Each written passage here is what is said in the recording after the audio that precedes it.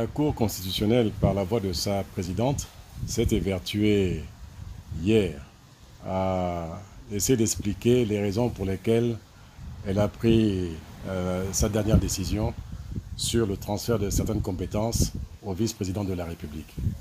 Elle a essayé, bien entendu, sans convaincre.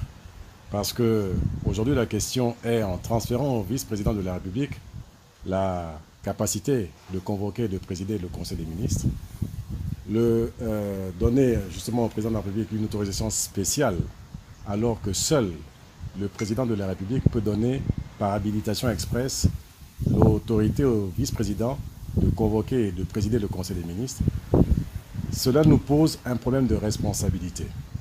Parce que lorsque le président de la République donne par habilitation expresse autorité au vice-président de le faire, le président de la République le fait de par la responsabilité qu'il a devant le peuple. Mais la Cour constitutionnelle, elle, n'a aucune responsabilité devant le peuple parce qu'elle est nommée par des autorités, du moins des autorités institutionnelles que sont le président du Sénat, le président de l'Assemblée nationale.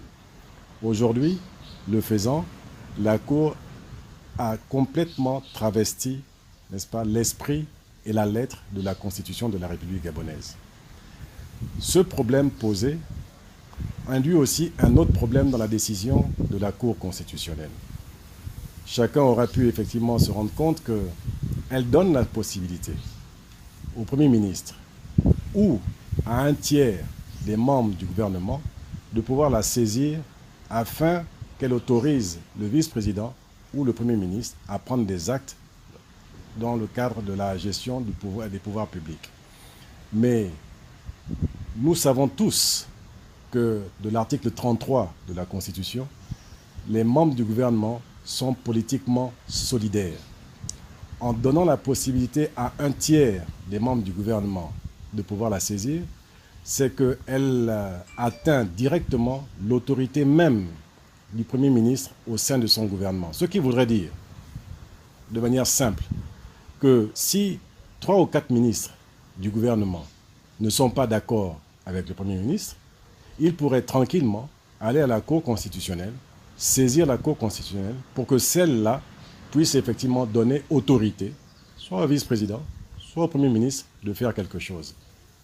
On appelle ça créer le désordre et travestir la Constitution, parce que Mme Borancho, qui est gardienne de la Constitution, du moins qui est régulateur du fonctionnement des institutions, ne peut pas donner la possibilité à une partie du gouvernement de se désolidariser de son chef ou des autres pour aller la saisir. Le faisant, je pense que Mme Borancho a simplement voulu diviser au sein de l'exécutif pour se donner les pleins pouvoirs, en fait, de chef d'État. Parce que c'est elle qui, par les décisions qu'elle devrait être amenée à prendre, peut donner autorité soit au vice-président, soit au Premier ministre de prendre tel ou tel acte sur saisine, bien entendu, soit du Premier ministre, soit d'un tiers des membres du gouvernement. C'est une situation qui est difficile à comprendre. Si tant est que Mme Borancho et la Cour constitutionnelle ont voulu régler un problème, elles n'ont fait effectivement que l'exacerber, elles n'ont fait effectivement que créer un peu plus la tension dans l'opinion publique nationale.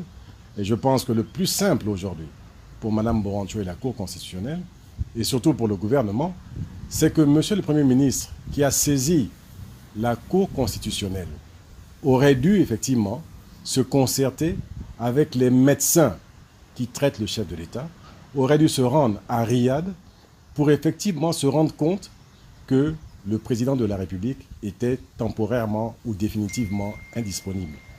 Sur la base de quoi, alors que le porte-parole de la présidence de la République nous a dit que le chef de l'État exerçait normalement ses fonctions, donc sur la base de quoi le Premier ministre est allé saisir la Cour constitutionnelle pour constater l'indisponibilité temporaire du chef de l'État. Autant dire que M. le Premier ministre a contredit le porte-parole du gouvernement, sur la base de quoi? Et la Cour constitutionnelle qui l'a suivi, elle aussi, a contredit le porte-parole du gouvernement, de la présidence de la République, sur la base de quoi encore?